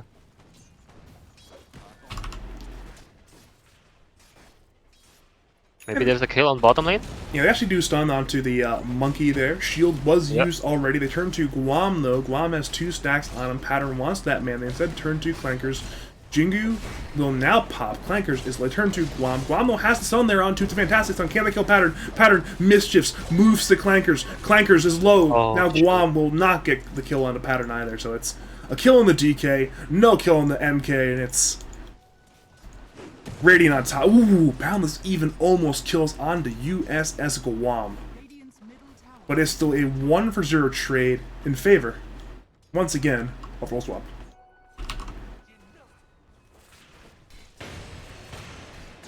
And meanwhile, top lane, Battery Assault is there on Remedy, but he will simply walk away from Baker. And for that matter, walk away from the Jug, who wants blood once again.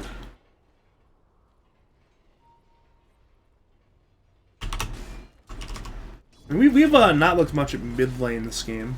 It is currently once again being slightly won CS-wise by the Chaz. He was ahead a little bit on foreplay in CS last game, and he's once again ahead a little bit on CS this game. So a good performance so far in the lane from the Chaz. Hope to see if he goes for rotation in the near future on that Ember. He actually has a Orbit Corrosion as well, so that's potentially a gank situation in the near future with a good rune at minute 8 perhaps, if he gets lucky there.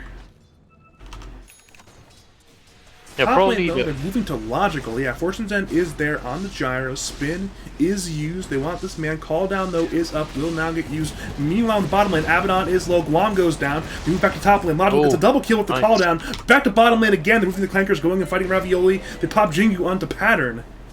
Pattern, though, is still very strong. Clankers needs to mind himself on that one. Needs to avoid going in too heavily. Across the map, though, it's back to top lane once again, and just it's a very good time there. For Two the bracer. Radiants. Gyrocopter getting a 2 bracer. This is a good item. Huh. Guess he wants he's- to be an offlaner, just have HP, Yeah. buy 2 bracers.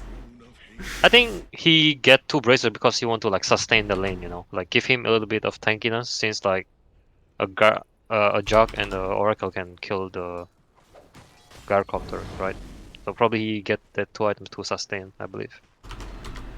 It's unfortunate for the Ember Spirit. Ember Spirit actually had the haste rune. He got lucky on the minute 8 rune, but did not find an opening top lane. Went back to mid lane instead for the creeps. Bottom lane, though, Ravioli is in danger. 4-play steps on in. Looks for some kills. Simile is there. Down goes Oracle. They move to the DK, who's now being kited around. Meanwhile, top lane, Juan rotates over. Finds a kill on the Lodge. Go back to bottom lane again. Clankers goes down there, being run down by Pattern and the supports. Back to top lane once again. Stun is there onto Remedy. Undefined has spin in 10. May look for this kill. Is not 6 quite yet. Has Healing Ward. May look to fight here. Battery Assault is still going though for Remedy. And there will not be any further continuations for the dive. It ends up being a 2-for-1 overall though. But they killed the logical gyro, but this time it's a little less important given is the 3 gyro rather than the carry gyro. Yeah. I think it's a worth kill, to be honest, because it's also the guy also cores, right? So yeah, It's pretty worth it. And the fight continues. Top lane, they find Remedy on clock. They once again caught a hero out there with that Guam plus spin combo between him and the Jug. So once again, good play there by Clinkers from the Guamments, finding another kill in the top lane. Speaking of continuing of fighting, bottom lane, once again, Jingu's popped on pattern. These teams, they smell blood in the water. They both want to fight constantly, it appears. The Abaddon, like, get a level 3 on his coil instead of like Apotheosis Shield. He shields pattern now, but it's a higher cooldown on the shield. There will be no shield again for pattern. Pattern goes down there on that monkey. I actually wanted to ask that. What's the idea there behind going 3 points Mist Coil over 3 points in Photic Shield? I'm not really sure why he want to do this. But if I was in my point of view, I think it's like I'm going to max the Apotheosis Shield because he's going to absorb the damage, you know, from the enemy. How was it? Instead of like this Mist Coil, I don't really like it, to be honest. I'm not really sure why he has it either. It seems a little bit weird to me. I also don't know why. He actually did not do this after he played Abaddon, I'm pretty sure. So maybe this is like a game time decision. But you know, sometimes it's just Dota 2 for you. You max Mist Coil to heal up your monkey, I guess. Top lane though, they will move onto the Jug, it appears. Yeah, Spin is now down. They can kill. Oh, never mind. TP's there in time. Yep. Oh, never mind. Clock Hook is there. Shot. Nice. Void Spirit is hitting. Steps on. Assimilates on in. Down goes the W. You were saying before that? I believe like the Abaddon throw max the Mist Coil because to heal the Monkey King, you know. Like I never see he bought a soft like a lot, so probably there's a reason. Right? And it's only like 5 seconds cooldown on the Mist Coil, so it's like, you know. I am tired of buying salve. I will max my Mist Coil. It's a salve ability. We're good. Maybe, you know. It happened. It's Dota 2. It's already occurred. It's too late to take it back. This is comical series in many ways.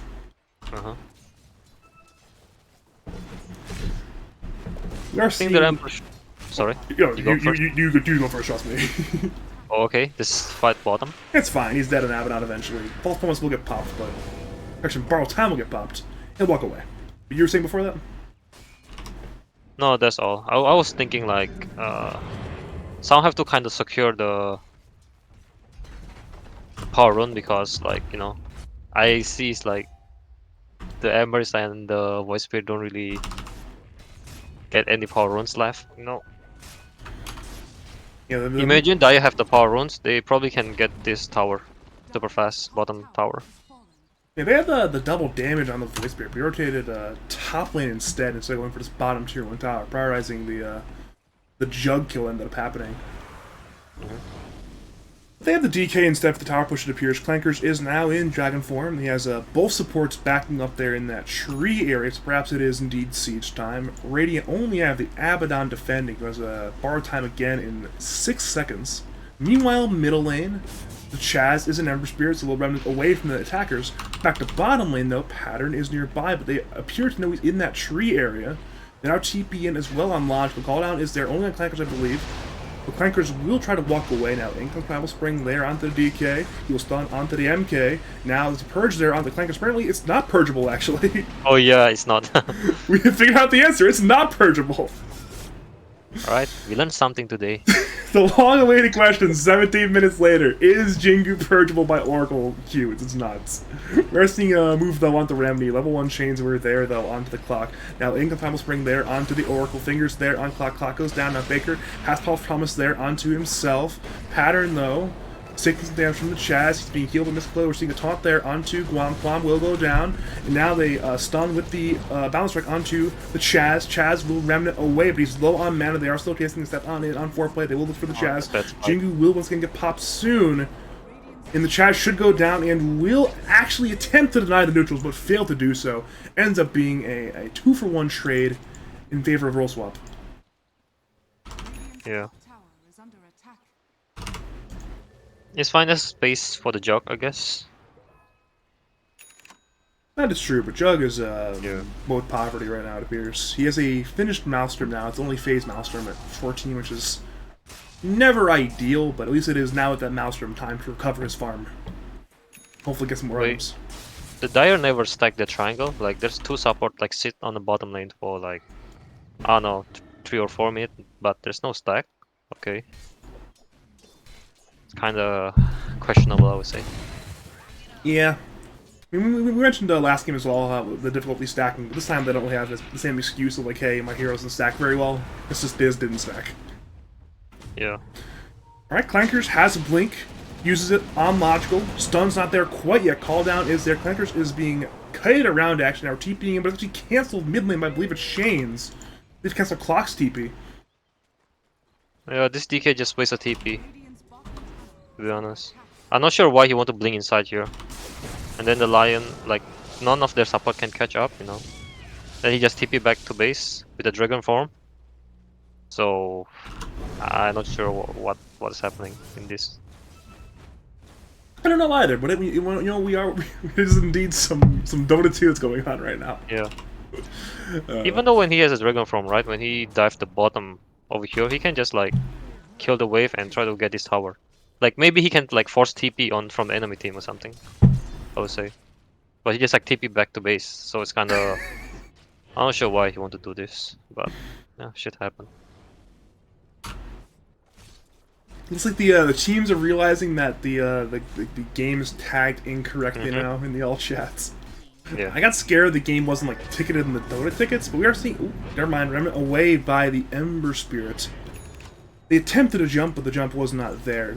Ember a bit too evasive. Bottom lane though, they moved to Abaddon, but once again it is borrowed time. They're draining his mana, but only a bit more time to kill him. It is popped. Perhaps they actually could have fingered before the ulti was used. They did not opt to. Instead, he'll juke into the tree. Shield is there. The only buying time for his team to arrive. He's now stunned by Guam Fingers. There, down goes Abaddon. Now, foreplay steps on in. Away from the Oracle, actually. Now, Pattern Remedy arrived. They look for Clankers. They're slowing him. DK stun is there onto Monkey. The Chaz TPs in and arrives. Chains. Balance Strike is there onto the Oracle, who ultis onto Clankers. And now Battery Assault is there onto Guam. Guam is in danger. Is not dead quite yet, though. Chaz steps out, steps in. Remedy goes down. The Chaz is fighting. Then comes Logical. Has that flat cannon. In comes the DK stun onto Monkey. In comes Omnislash. They want this Monkey King kill. Can they get it? They will. They move to foreplay. Spin is there. Foreplay. Drops low. He's low. He remnants, but it's not enough to save him. It's a massive fight win for Clankers and the Guamments. Yeah, Dire positioning is pretty well, you know. We hear this fight. And just for They kinda, morale, like- they need that fight win too after the last game. They needed that fight win. Yeah, exactly.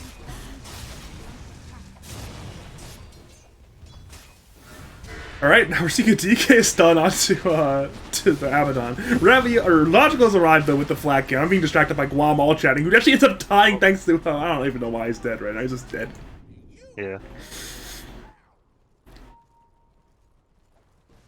So apparently Guam, the man who made the mistake, didn't realize he made the mistake, asked how he made the mistake, even though he's the one who made it, and then in the game makes the mistake and dies online.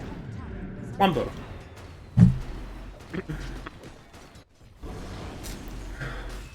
Okay. Like now. Yeah, this Abaddon, like he's able to farm bot. It's a good thing. No one to like touch this Abaddon, I guess. He's a happy man, you know, he got some time to Yeah. farm, gets to buy some more salves.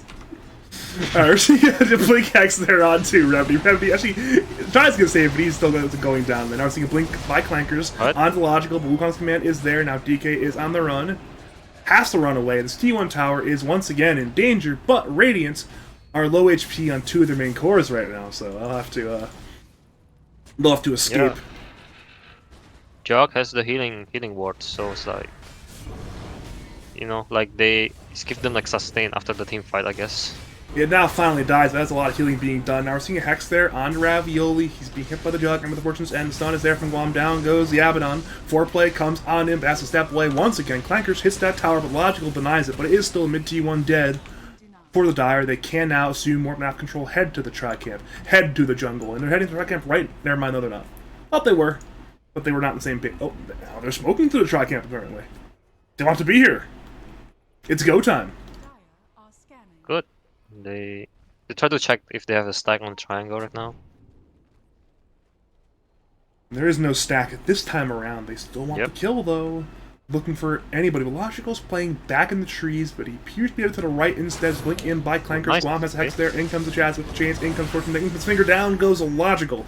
It's another big kill for the Guamments. And they're in the all chat now. That's how you know they're feeling themselves. They're in the all chat again with the Sheesh plans. Yeah. I mean, definitely they like play better this game, I would say, you know, than the first game, I would say. Without a doubt. I mean, it seems like they're actually making intelligent movements this game, you know? Yeah. And they have the items to make these moves. Like last game, they didn't have an axe blink until what, like minute 15, 16? Something like Yeah. that. This game, it's minute 20. They have Blink Online. They've got Blink on DK. They have an Ember Spirit who has built-in catch with his ability. So they have a lot of options for just starting fights here, which is great. And they have the vision in the triangle too. It's pretty good, this vision. And they now look for floor play. Guam had the Blink stuns. In comes Clankers. He is stunned, but now in comes Abaddon. Can they save? Apparently he's not needed to save. Floor play steps on away from the danger.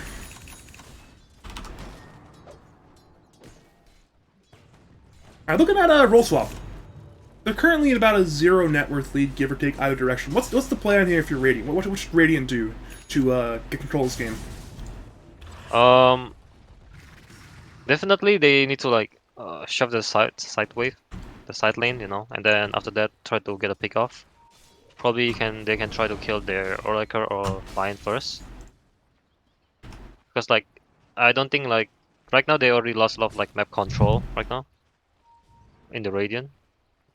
Because like in Dire is like they have like a lot of like they have 2 blink dagger and then they just keep getting pick off, you know. Absolutely. So they really need to do something. It's one of those things where, I mean, last game... Amnisash is their top lane on clock. That's Amnisash on cooldown for more than 2 minutes, but you know what? A kill is a kill. You get to add a clockwork to your following rotation as Jugs. That's an extra little, extra 300 gold. Probably should say 400 gold, because, you know, 6 gold away from 400, but we are seeing Dire regardless are once again in this Radiant side jungle. Perhaps looking for a play, but Abaddon is the man in front, the man you don't want to jump, perhaps. Yeah, they have the borrow time, so you don't want to waste your spell on the Abaddon so much, you know. That's like almost the fun part, though, like playing Abaddon versus most other safe heroes. Like most other safe heroes, if you're in the front like that, they jump you and they kill you because then you can't be alive. But as Abaddon, you borrow time, you're good. Yeah. Take tech spells, you don't care anymore. It's a good old fun time playing Abaddon, kind of. Abaddon is pretty okay, I would say, this hero. I also see a lot of player, like in tournament, like people pick this hero.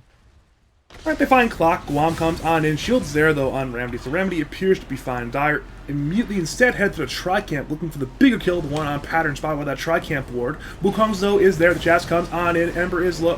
Monkey is low. Monkey goes down. They now move the Hex onto Ravioli. Borrow time is up. Now Call-Down is there, trying to get the retreat for the Radiance. It's done once again onto Ravioli under that tower. Now Clockhook actually comes in onto Baker. Baker is in danger. Baker will go down back to DK. Gyro is hitting. Gyro will kill. Back to Ember. He hits Remedy. Wants to get the clock kill. Jug now TP's away. Barely. She doesn't get away. That's 60 damage from the Astral Step. And now they once again taunt onto the Ember. Ember is in danger. Ember goes down. See a Guam still on a finger onto Remedy. Remedy will go down. But now Guam is in danger. They will not cancel his blink in time. But they know where he blinked to. It was daytime vision. Remnant. Never mind. Hits in the very end. Nice. Guam will go down. It's a full 5-man wipe.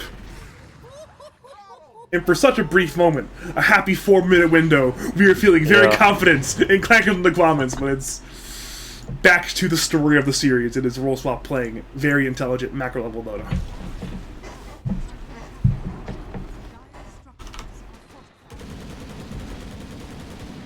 Alright, let's look at the other two. If you're like Clankers and the Guamments, you've taken some good fights. You just lost that fight heavily. Now what's the play if you're the Dire side to start bringing this game back away from this what is now a small Radiant side lead?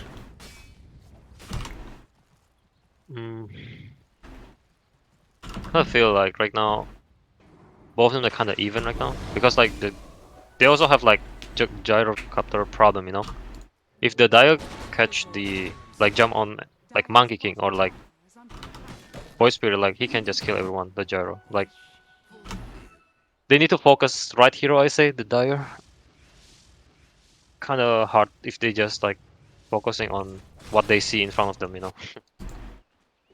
Basically, it's probably what? Another smoke play, bring the heroes in, try to find isolated gyro, ideally away from the Abaddon, kill that man. Hopefully, the fight is just won.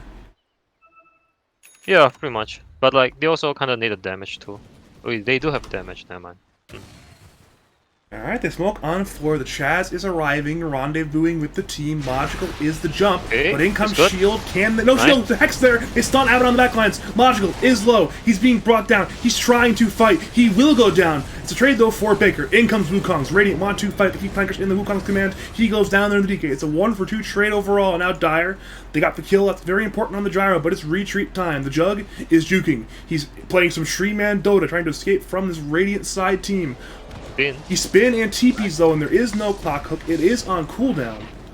So it ends up being a DK Oracle for gyro trade.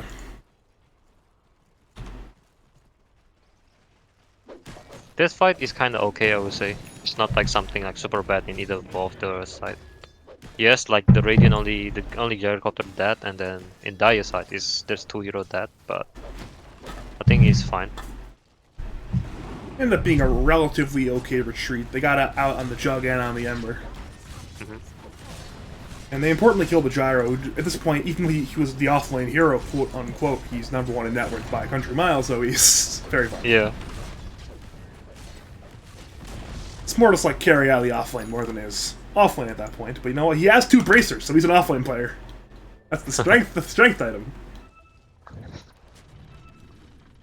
But he's like transitioning to the carry item if you see the Gyrocopter. He's got SNY, Dragonlance, Aghanim's Morbid Mask now. We're seeing a jump though onto the Abaddon. Void Spirit comes on in though, steps in, steps out, kills Guam. They chain onto Ravioli. The borrow time is over. They really want this kill. Fortune's End is there from Baker, hitting the Purifying Flame. Breathe Fire is missed, but it will not matter. Ravioli dies regardless. Ends up being a support for support trade. Relatively even, of course, across the board. Now it's back to farming. We're seeing Gyro farming, Jug farming, Clockwork currently not farming, but his teammates certainly farming. Are scanning. Yeah, probably he's like want to stack the triangle for the Gyrocopter, I guess. That's kind of inherent. I just inherently looked at the tri camp. Like, yeah, here's a hero farming tri camp, right? And I'm like, oh, there's a Clockwork here. I'm in the middle of a sentence. What do I say? What do I do? It is indeed the stack now for either Pattern or for Logical or whoever wants to be the man farming the tri-camp. Dire are circling vigorously, though. They want to, looking at their vision, they know something's up in the tri-camp. They don't see it, they don't have a word for it, but they still have to stop whatever's happening there. It is indeed, though, Pattern who's clearing the stacks. It'll be dead sooner rather than later. It'll be no time for Dire to stop it. Perhaps they will smoke the tri-camp regardless. The smoke is there, I believe, from Guam. Does not matter, from one supports. And they will make it the 5-man play. Both of them just smoke right now. Radiant also make the 4-man smoke. So it looks like both teams may end up missing each other. Dire moving in this direction, Radiant are moving almost in this direction, so perhaps it is Dire's top tower Dire who will end up being at this Radiant side tri-camp and end up being spotted on this Radiant side ward. Probably they can just go rush, but probably gonna get contested by the Clockwork. Not sure how. It seems dangerous at this point. Radiant already know, because there's a ward. They already see the Jug. Yeah, they see with this ward here, they see the Jug, and they know he's not alone there. They see the Lion, the Oracle now is low. Jug walks on in, he's silenced by the Void Spirit with the Ags. He mantis, but he's taunted once again. The False Premise is there by the Oracle. They move to 4-play those steps away once again. Now they have the Omni Slash, comes on out, trying to do some damage to Logical. The Logical is still alive. Chains come out once again. Battle Strike's there. On a 2. They want Clankers. They want Undefined. The Remnant, it misses, but it's not on Jug regardless. Jug is low. Jug is being kited around. You know I'm seeing Gyro run at the DK. Wants these kills. Has Flak Cannon up. DK is still alive. But Dire are fully retreating. They are down 2, and they want to not lose anybody else. It appears to be only 2 kills. Once again, is a clean 2 for 0, and, well, it's probably Roshan time for the Radiance. Yeah. Yeah, this Abaddon, like, he's safe, like, the Void Spirit over there. In the middle of fight over here. He's taking you're right. He's taking a lot of damage there on the Void Spirit. Once again, Ravioli, right place, right time. Saves that man, and Yeah, seems like Radiant pick is better right now. Yeah, I mean, they're more fun. They're fighting the fights very well. They have the heroes they need to fight the fights. And it's now same story as last game. Aegis on logical once again.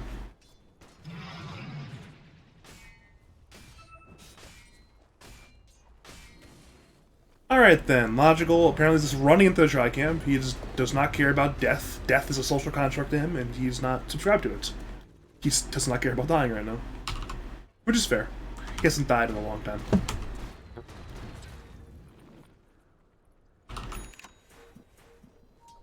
Middle lane though, Guamments is stun onto Ravioli, but he blinks away before the down strike comes in. Meanwhile, bottom lane, they jump onto Clankers. Clankers ends up going down there to the Gyrocopter Void Spirit combo. They had the Enchanted Quiver on foreplay for the extra bit of damage there for that kill, so... We saw multiple kill attempts across the map, but only the one bottom lane resulted in a kill.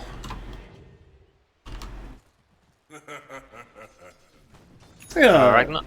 Sorry, you're saying? Go. I did not. You can go. No, trust me, you go. Trust me, I'm trying to like use time. You say words. Okay, the fight actually has broken out. They find Baker. Baker gets destroyed there. They chains onto the Abaddon, but unless they finger that man, he's not dying. And they will not finger him. Call Down comes out. It misses on everybody, thanks to the jug spin. But it is a tier 2 middle dead. Gyro is high grounding with the Aegis, of course. He is... He just finished the tank as well, so he's incredibly fun. Clankers blinks on in, looking for the Gyro, perhaps pop that Aegis. Meanwhile, Radiant jump the Ember. Ember's still alive. Wukong comes out, sitting on a lot of different heroes. Down goes Guam. They want Clankers. Omni Slash bounces around, does some damage, but nowhere near enough. They kill Remedy, but now Jug is on the run. The damage is now lacking. Void Spirit actually end up getting rooted under tier 4 tower. They try to kill that man, but he's simply in time away from the damage. Ember is doing a lot. Ravioli is low, has no borrowed time. Void Spirit is low as well. They stun a bounce strike onto Ember. Ember tries to not die here. Swift Slash goes. There is no kill. Borrowed time, or sorry, False Promise comes out onto the Ember Spirit. Baker though goes down. His tying breath. He saves the Ember Spirit, but it is still a middle set of barracks. For the Radiant, they'll head top. Blinks on into the Gyrocopter. Stun comes out. They chains as well, but in comes DK. Stuns onto Void Spirit. Now Monkey, half balance strike. They're on 2. They have the Swift Slash once again. To buy back from the Oracle and from the line. They want to fight. Jug is spinning. Jug may be in danger. Ember comes in. Finds foreplay. Now Dire are looking to head around. Look for the Abaddon. Abaddon has no ulti. It's on cooldown. Abaddon goes down, so it's 2 kills. Dire, they hold for now. Oh, the chains do not hit on the Monkey. The hit on the creeps instead. So a bit of bad luck there for Clankers and the Guamments. But still, they hold the second set of barracks, and it is a... They may lose some heroes on the retreat, but for Radiant, it's a good spot to begin. Yeah.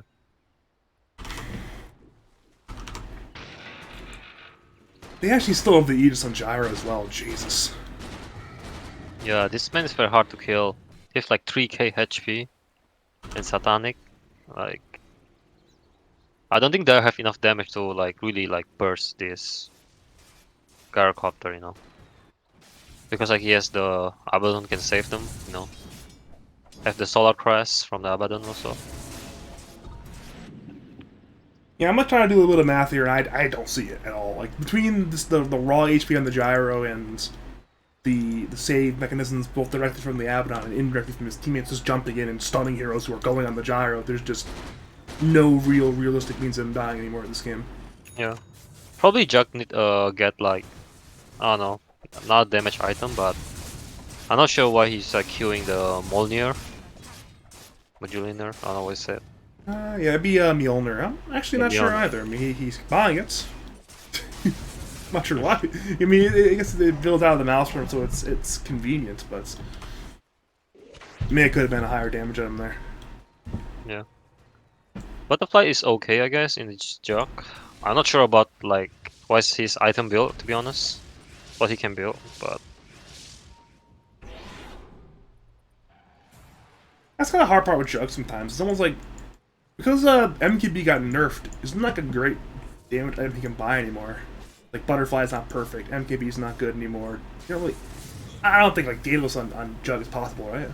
Yeah, I don't think people buy Daedalus on Jug. That seems like part of the problem with Jug, though, is you can't buy Daedalus. Look at the Logical. Played carry this game, kind of, last game officially, bought Daedalus both times. A lot of these carries are just buying Daedalus every game, like, say, Luna, Gyro, Dusa, TB, you're buying Daedalus. Yeah. But Jug just can't buy Daedalus. Very cool Dota 2 patch we have. Proceeding to jump, though, onto Clankers. They go in with Pattern. Bounce Strike actually is there on the 2. Now in comes the Wukongs. Remedy hooks on into Guam. Guam may be in danger. They refresh with the clock ulti onto Guam once again. In comes Swift Slash. They want to do some damage, but it's not that much. They move to Pattern. He gets isolated. But once again, the Omni Slash is over. It's 3 dead, 4 Clankers from the Guamments. They want to get the Jug. Oh, no. They will get the Jug. It's now 4 kills. It's 2 diebacks. And we may be at the end of the tournament life for Clankers and the Guamments. It could be the final defense. All 3 cores will be alive, but it will be a 3v5 fight.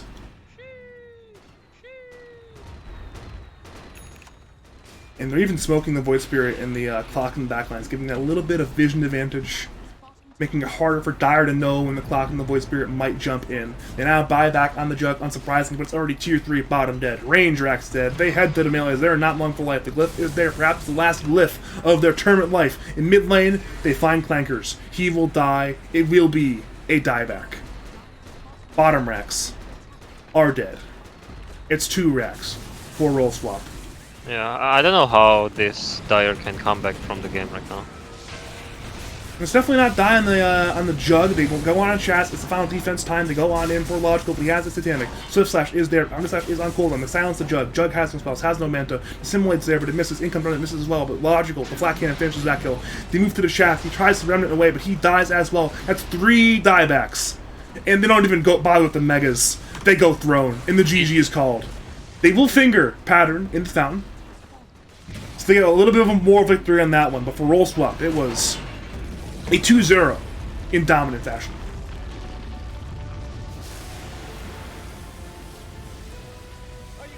Wow, that's the game then. I'm kind of sad. I was hoping for more S-Series, but it just didn't happen. I mean, what went so wrong there for Clankers and the Guamments this entire series? Probably, I don't know. Maybe draft-wise, I guess, and maybe the team fight not that. I think team fight is okay, but you know, roll swap just like better than them in team fight, I guess. Yeah, that's what I think, to be honest. How about you? I'll agree with you on that one. I think both games they had better team fight tools, and it was at least better game 2, but it was still Abaddon, cool Dota 2 hero. The clock played well. I mean, Logical also played well. It was yeah. The Clankers also have like they have like a little bit of like misplay, like in the bottom, like they just TP for no reason, something like that. They TP out to the base, something like that. But yeah, I think like they don't really have any hero that can stop the gyrocopter, I guess. I think that's the biggest problem that they are facing right now. Yeah, it was because like 2 games in a row of just losing the gyro. Yeah, because DK is a hero. He's not really like burst, and then Ember is like kinda, but Jug after you Omni Slash, and I don't think you have any more damage to kill the gyrocopter with a 3k HP, Definitely not this game. I mean, even in the Omni Slash, it wasn't really enough damage. Yeah. It would just bounce to other heroes, and there'd be a shield and the miscoil, and it just wasn't good enough, unfortunately. That is the end of the series, though. We have arrived at the conclusion. Do you have any final other analysis before I go into my usual outro shtick? No, I think that's it. Yeah, it was kind of a self-explanatory series, sadly. Yeah. But it happens sometimes. That is Dota 2. Sometimes one team just outclasses another team, has a good stylistic matchup, and that's what we saw tonight. Thank you for joining me, though, Levi. It's some very good insights. It's good to talk to you. Do you have any final words, call-outs, shout-outs to say to the people of League of Legends and twitch.tv/BadgerPablo? Thank you for stopping by to this stream. And yeah, good luck roll swap in the next series. Yeah, roll swap up against Ape Sims. That'll be a fun one. I know. I want to say there's some members on Ape Sims that say, "Give me logical, give me roll swap." They want this matchup, so should be fun to see. Yeah. My name is Badger, though. If you thank you for watching tonight. If you enjoyed my casting, you can contact me to cast your games and/or cast your tournaments. Do so at Discord, Badger number 5713. And as always, have a great night.